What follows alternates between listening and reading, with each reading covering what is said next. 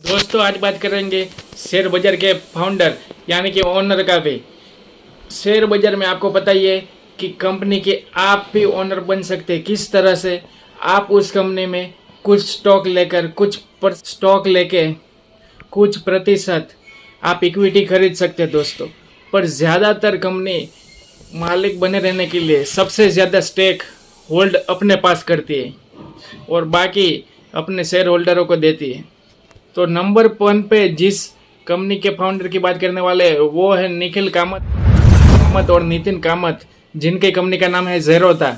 दूसरे नंबर पर है एंजल वन के फाउंडर, उनका नाम है दिनेश ठक्कर। तीसरे नंबर पर है ग्रो के फाउंडर, जिनमें बहुत सारे फाउंडर है। पहले नंबर पे हर्ष जैन, नीरज सिंह, ईशान बंसल और ललित केसरी। नंबर 4 पे है मोतीलाल ओसवाल, जिसके फाउंडर है रामदेव अग्रवाल। नंबर 5 पे है अपस्टॉक, जिनके फाउंडर है रवि कुमार, जानी, कविता सुब्रमण्यम।